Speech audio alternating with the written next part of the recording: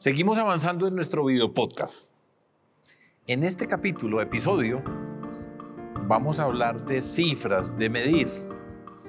Toca hacerlo, porque tenemos que tener la mejor información posible acerca de lo que ocurre en el mundo de la educación. Hay controversias grandes dentro de este mundo. ¿Qué cosas se pueden medir? ¿Qué cosas se deben medir? ¿Qué nos dicen las mediciones? Hay, como les digo, bastante contradicciones y discusiones.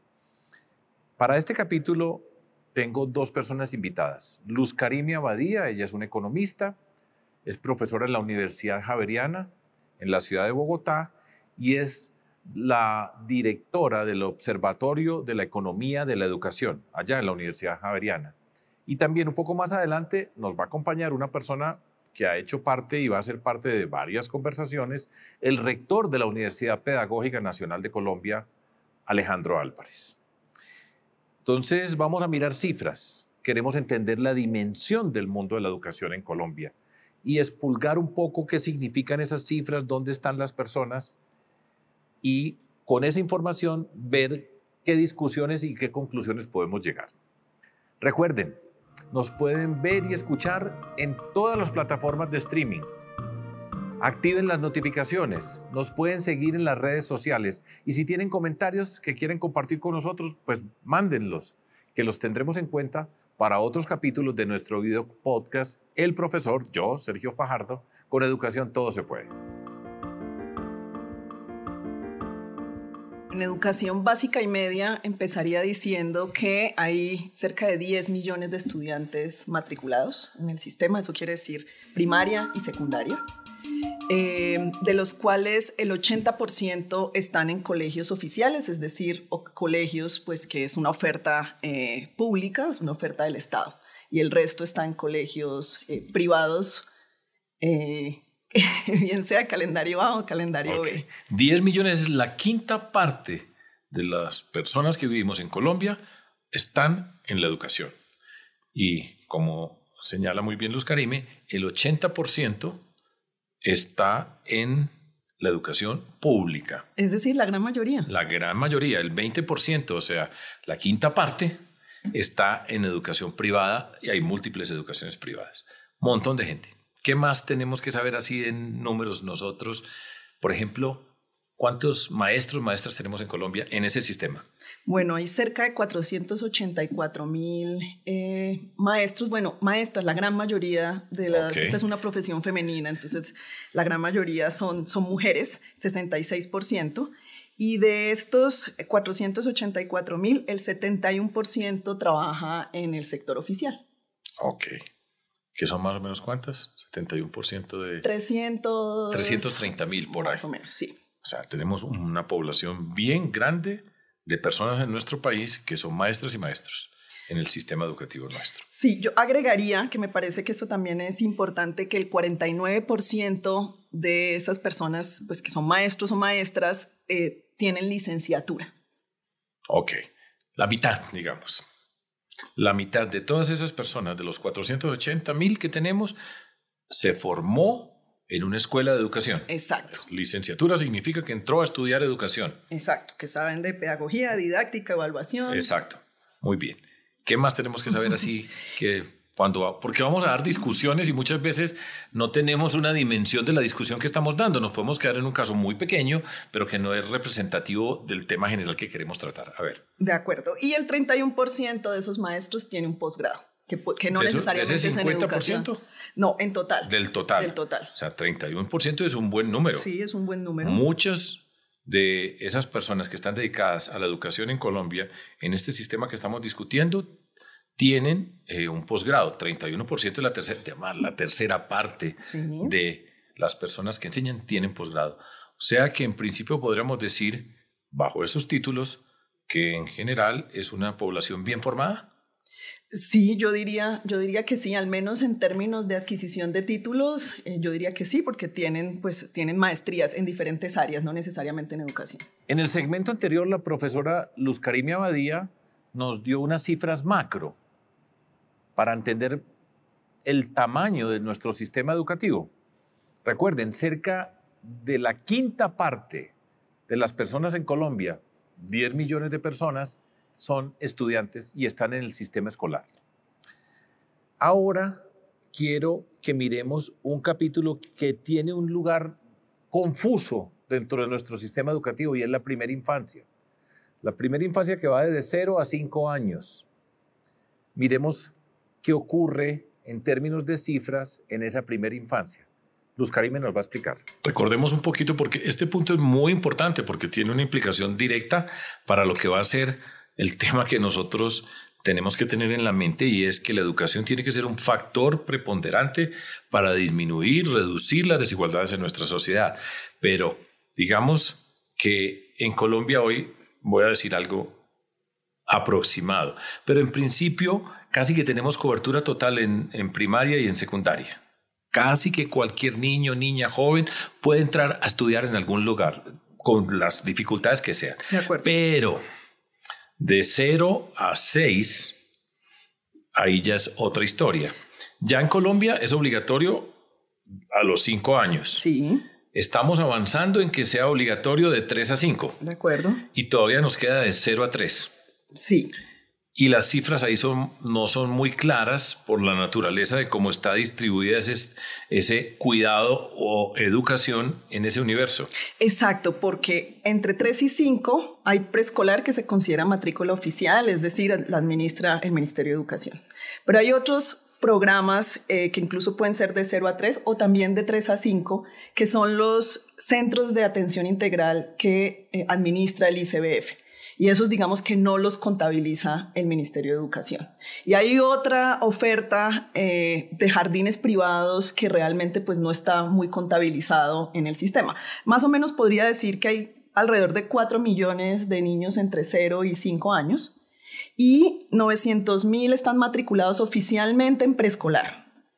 Es cerca de 1,5 millones en lo que era el programa de 0 a Siempre, que se supone que sigue, pues que es una ley, pero el programa quedó ahí como muy en stand-by, como muy en el aire, y el resto pues no se sabe de dónde están. Es un problema lo que nos está diciendo Luz Karime, porque esa primera parte de los 0 a los 5, ¿sí? Está confusa, todavía no es propiamente parte del sistema educativo, tiene unas mezclas, las cifras no son muy claras, y es un problema porque es muy importante. De acuerdo, de hecho es la inversión que la evidencia muestra que genera los mayores retornos en la vida y en la sociedad. Acabamos de escuchar a la profesora Luz Karime Abadía, quien nos contó las cifras de la primera infancia.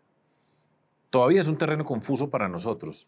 Tendremos un capítulo especial de primera infancia y es confuso y esa confusión es preocupante porque si hay algún acuerdo es que la educación en la primera infancia es crucial para la calidad de la educación que van a recibir nuestros niños, niñas y jóvenes a través de nuestro sistema educativo.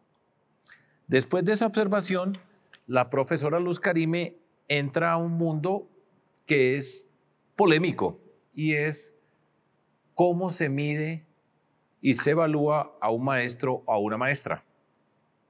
Es una discusión difícil, hay diferentes versiones. Hemos tocado parcialmente el tema en varias conversaciones, pero escuchemos un poco qué nos quiere decir ella. Pregunta. Voy a hacer una afirmación que no es mía, ¿sí? Pero que hace parte de la polémica. Hay personas que dicen, bueno, pero mire lo que quiera, pero si usted mira el tema central de la calidad de la educación, ¿quiénes son las maestras y los maestros?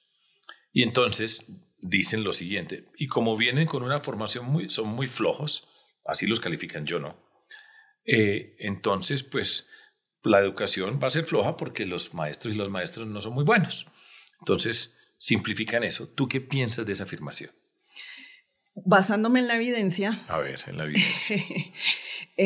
Los maestros son un insumo muy, muy importante en el proceso educativo. No es el único, realmente se necesita un buen engranaje con otros insumos o factores, así los llamamos en economía, quiero decir estudiantes, profesores, infraestructura, tecnología, pero los maestros juegan un rol fundamental.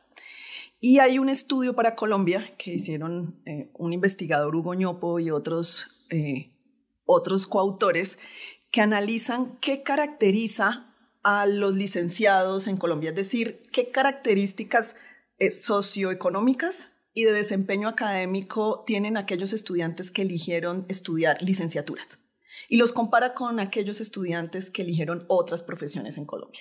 ¿Y qué es lo que encuentran? Al menos dos elementos que me parecen clave. Lo primero es que aquellos que eligen las licenciaturas en promedio son estudiantes de bajo nivel socioeconómico, que vienen de colegios oficiales y cuando ingresan a la universidad a estudiar estas licenciaturas, vienen con puntajes, de hecho, de todas las profesiones o núcleos de conocimiento, los puntajes más bajos en el Saber 11, en matemáticas, en ciencias, en inglés y en lenguaje. Y adicionalmente, cuando se gradúan, que presentan el Saber Pro es este examen. Ver qué pasó con ellos en la formación durante la universidad. Exacto. O de la licenciatura. Exacto, entonces uno diría, bueno, puede que ingresen con algunas deficiencias, pero pasaron por la universidad, van a ser maestros, necesitan los mejores conocimientos como mínimo en las áreas básicas, en las áreas de enseñanza. Entonces, cuando analizamos cómo les va, en promedio obtienen los puntajes más bajos nuevamente en matemáticas, en inglés y en lenguaje. Entonces, digamos que en promedio los maestros en Colombia no tienen la preparación que se requeriría. ¿Tú crees eso? Sí. ¿Lo crees? ¿Y cómo crees que se puede remediar eso? Bueno, este no es un problema que ocurra solamente en Colombia. Ha ocurrido en otros países y ha habido al menos dos políticas que recuerde. Una de ellas es darles becas para que hagan maestrías, pero las maestrías de mejor calidad, en donde no solamente refuercen y nivelen sus conocimientos básicos, sino también pues su parte pedagógica, pero clave la parte de conocimientos básicos. Entonces, becas para estudiar maestrías en las mejores universidades del mundo.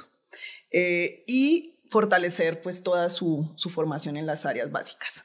Lo segundo es que ha habido políticas que dicen, por ejemplo, que para entrar al magisterio, ponen una ley, para entrar al magisterio se debe tener un puntaje mínimo en las pruebas de estado de tanto, estar en los, por ejemplo, en los quintiles o deciles más altos de desempeño académico. O atraer a los mejores estudiantes del bachillerato para que elijan la profesión docente. ¿Y en alguna parte ha funcionado eso? Finlandia. Finlandia. Sí, es el ejemplo típico. No, pero hay otros países que lo hacen muy bien en educación. Pero recuerdo estas políticas que mencionan en Finlandia. Estoy en Colombia, estamos en América Latina. Este es un problema más o menos común a través de nuestra América Latina. Es un lío lo que tú estás diciendo. Yo particularmente tengo una mirada distinta en cierto sentido. Yo creo en las evaluaciones, ¿sí? Creo que nos indican algo que es necesario. O sea, yo no la despreciaría de ninguna manera, pero yo creo que a este tema nos toca hacerle varias intervenciones en diferentes niveles. No me corresponde pues a mí, tú eres el invitado hoy para discutir acerca de esto, porque tiene muchas implicaciones en el día a día de nuestro sistema educativo, en el desarrollo del país, en el sentido de las personas que hacemos parte de Colombia, nuestra formación ciudadana, nuestra capacidad de relacionarnos, en el sentido productivo, la capacidad de conseguir empleo, de generar buenas alternativas en el sector de la economía. Y la inquietud que viene a continuación es, tenemos esta cantidad de personas. Para mí, esta es una expresión que yo he repetido varias veces en este video podcast. Cuando fui gobernante, siempre decía, en Medellín, en Antioquia, y esto lo digo para todo Colombia, todas las maestras y todos los maestros somos buenos, pero todos podemos mejorar. Y hay una diferencia porque hay mucha gente que le dice que son muy malos. Si a usted le dicen que usted es muy malo, ya le están haciendo, desde el punto de vista de la pedagogía, por ejemplo, si vamos a la pedagogía, si usted tiene un estudiante en una clase que le dice que usted es muy malo, pues ya le hizo el daño. De acuerdo. Nosotros tenemos que sacar lo mejor de las personas y yo creo que el gran reto que tenemos es cómo entender la población que hoy tenemos, que sin duda tiene unas debilidades en esa parte del conocimiento alrededor de estos temas. Tiene otras capacidades, porque Colombia, además en nuestro país, con todas las dificultades que tenemos en los territorios, los temas de violencia, una cantidad de cosas que nos han pasado a nosotros, ese maestro o maestra tiene que terminar siendo un ser excepcional, porque le toca una cantidad de elementos que en Finlandia no tienen. Hoy en Finlandia están discutiendo de los migrantes que les están llegando, pero nosotros tenemos desplazados, migrantes por todos lados, diferencias sociales, etc. Y ese es uno de los grandes retos que nosotros tenemos, y es crear las condiciones para que se transforme este sistema para, creo yo, y vuelvo al comentario que tú hiciste cuando fuiste a escoger tu carrera, que el estatus social de maestras y maestros sea valorado como tiene que ser valorado para que haya la disposición a pensar, como en Finlandia, que yo entrevisté a la ministra de Educación de Finlandia y decía, de cada 8 que se presentan a educación solamente escogemos 1. O sea, dejan un montón de gente por fuera y es un sitio, una condición en esa sociedad muy importante. Si tú fueras ministro de Educación, ¿qué harías entonces? Así, si fuera una primera medida, después de que has tenido toda esta experiencia, que tienes toda esta evidencia, que sabes, conoces maestras y maestros, ¿cómo empezarías a hacer las cosas?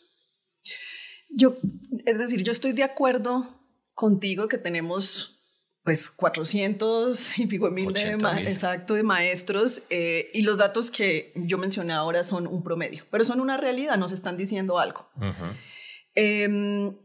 Sin duda hay maestros que lo hacen muy bien y que tienen unos muy buenos conocimientos de sus áreas de enseñanza, pero ¿cómo podemos identificarlos? Con una buena evaluación docente. Yo creo que eso es algo que nos hace falta mucho en Colombia. Si tuviésemos una muy buena evaluación docente, que no es solamente desde lo pedagógico, sino que nos permita estar monitoreando cómo están esos maestros y maestras en términos de las áreas básicas de enseñanza, podríamos poder focalizar algunas estrategias solo con aquellos que están rezagados en algún área, una nivelación académica, digamos, para ellos, para que puedan reforzar pues todos sus conocimientos.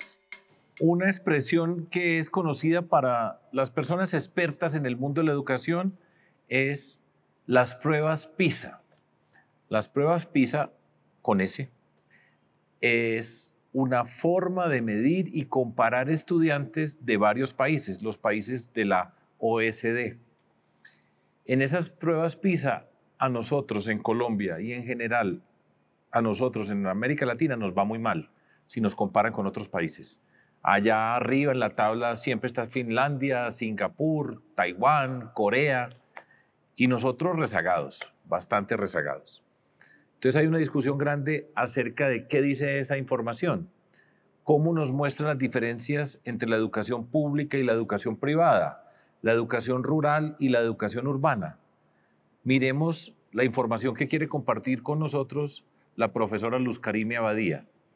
Toda esta información es relevante porque la tenemos que tener en cuenta cuando diseñamos políticas públicas, pero hay controversia acerca de lo que significa esa evaluación.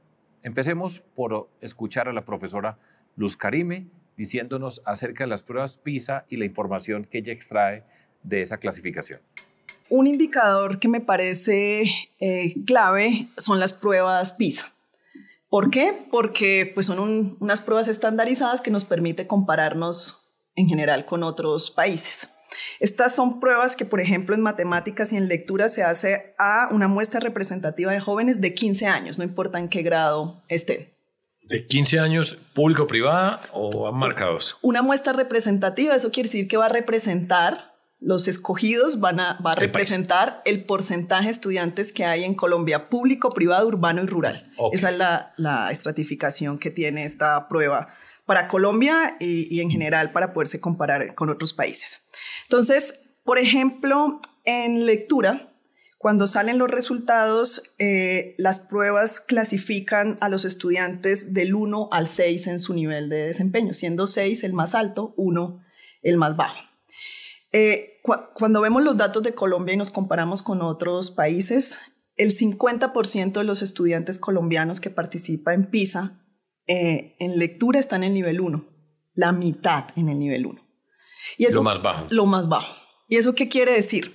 Quiere decir que en comprensión de lectura nuestros estudiantes la gran mayoría logra hacer inferencia de un texto, comprende, pero cuando toda la información está explícita en el texto.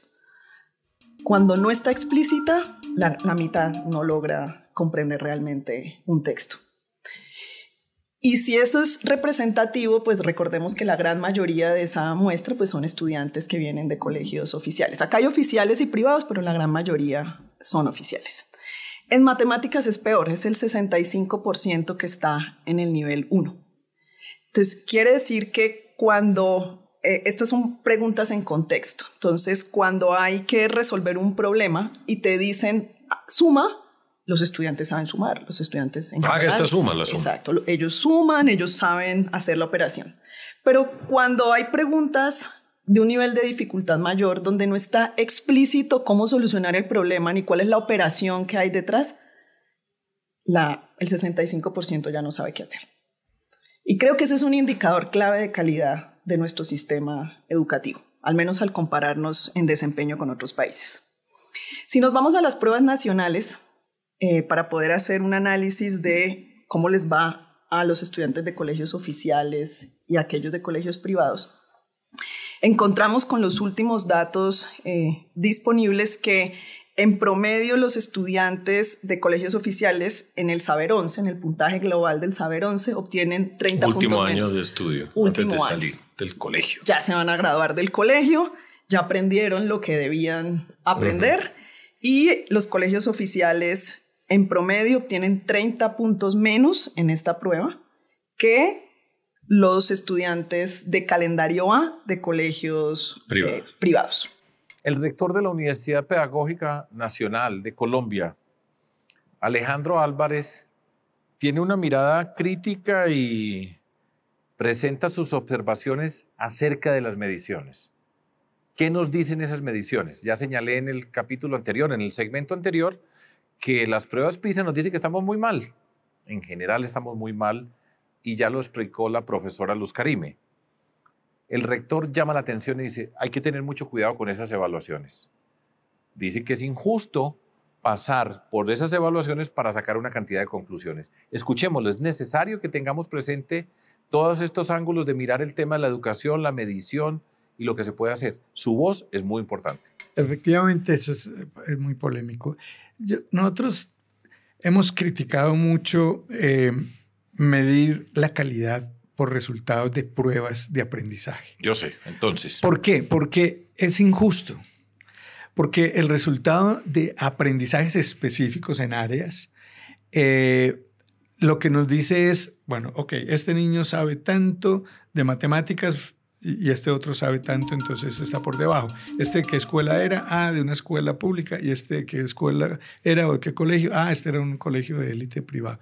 Resulta que el resultado de aprendizaje no sabemos si lo obtuvo por lo que el colegio le aportó o por lo que su contexto familiar y su capital cultural le dio. Entonces, los resultados del aprendizaje, cuando lo lee la sociedad a través de los medios de comunicación, dice, la educación pública es mala porque este niño que salió de este colegio público tiene un resultado menor que el de este niño de allá. Y eso incide en ese fenómeno de la segregación y de la discriminación que tienen los niños que van a los colegios públicos y que castigan a los colegios públicos, diciéndole, usted es malo porque el niño tiene un resultado inferior al de allá. Entonces, lo que tenemos que medir son otras cosas. Entonces lo voy a provocar, señor rector. Entonces, acabamos con esas pruebas, que eso no sirve. No, leamos de manera diferente esas pruebas y completemos la información. Eso. Por ejemplo, ¿cuánto le aporta ese valor relativo, por ejemplo, que decíamos frente al tema de la universidad, ¿cierto? Ese aporte relativo que le da la escuela pública a ese niño frente al aporte relativo que le da en un colegio de élite a ese otro muchacho, porque seguramente puede que encontremos esas pruebas no se han diseñado. Hay que hacerlas. Yo estuve hablando hace poco con el director del DIF y le dije, ¿por qué no intentamos un sistema de medición de eso? Y después de tantos años y todavía no sabemos cuáles son las que hay que hacer bien hechas. Desafortunadamente, porque nos hemos quedado atrapados en un imaginario de que con esas pruebas ya medimos calidad. Es que algo pasa y yo creo que eso es responsabilidad también de los que deciden en política pública. Algo pasó que quedamos atrapados. Mire, las pruebas PISA, por ejemplo. Las pruebas PISA tienen una prueba, no solamente mide los resultados, tiene una encuesta sociodemográfica que nos permitiría cruzar la información sociodemográfica de cada niño con esos resultados de aprendizaje. Ahí nomás ya podemos sacar conclusiones sobre qué tanto está aportando un colegio X o un colegio y cuál está mejor y dónde están las debilidades de uno y dónde están las debilidades de otro. Entre otras cosas porque las pruebas no deben ser solamente para comparar entre colegios, sino para que cada colegio pueda leer sus resultados y buscar dónde necesita reforzar y dónde necesita mejorar y dónde está débil y dónde está. Entonces, si así se usaran las pruebas, cruzando esa otra información, creo que cumplirían el papel que deben tener, es aportar para mejorar los procesos pedagógicos. Para terminar, una reflexión de cada una de las dos personas que hemos tenido invitadas a este episodio, de Luz Karime Abadía, la directora del Observatorio de la Educación en la Universidad Javeriana, Economía de la Educación en la Universidad Javeriana, y el rector de la Universidad Pedagógica Nacional de Colombia, Alejandro Álvarez. Ella, la economista de la educación, él, el pedagogo. No es un terreno fácil de navegar. Hay discusiones. ¿Qué tanto se tiene que tener del uno y del otro? Eso es parte de una polémica permanente y en todos lados. De todas maneras, escuchemos sus voces, sus reflexiones finales. Hay brechas grandísimas en términos de infraestructura de los colegios, de maestros. Resulta que es bien difícil conseguir maestros para que quieran irse a estas zonas tan apartadas del país, porque pues es súper retador. Hay que enseñar pues con las mínimas condiciones, no solo de infraestructura, sino pues con unas condiciones bien particulares y muy, muy retadoras.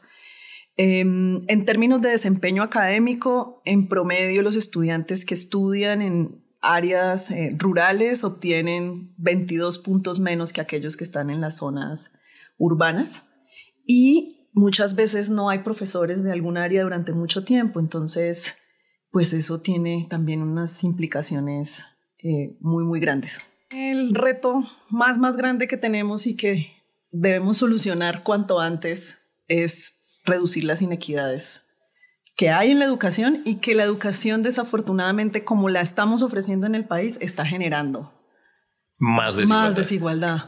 Y yo sí creo que el maestro es quien se ocupa de la infancia, de los niños, de los jóvenes, y ese es el futuro, ¿cierto? Yo diría también el presente, claro, siempre se ha dicho, no solamente el futuro de un país, pero sí el presente de los niños y de los jóvenes, pero el futuro de un país.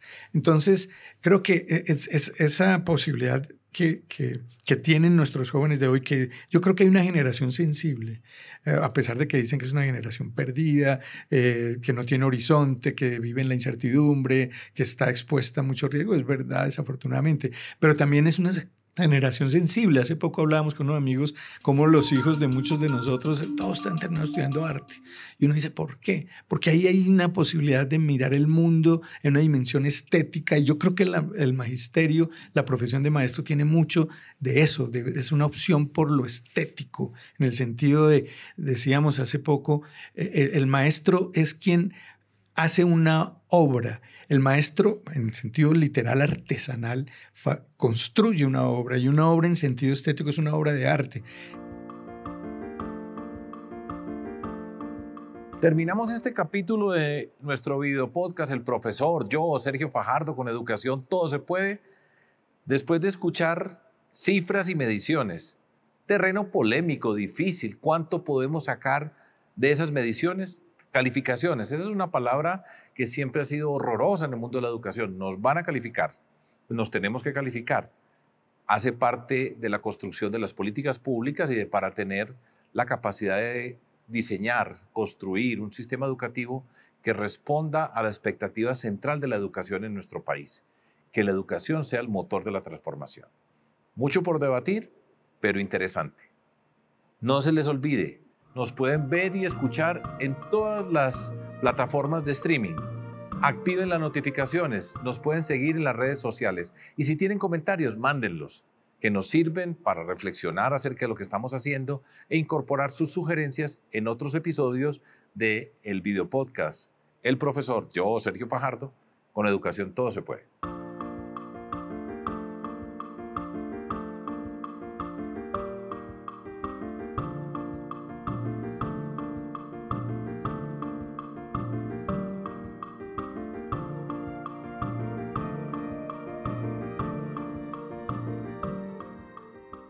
Boombox.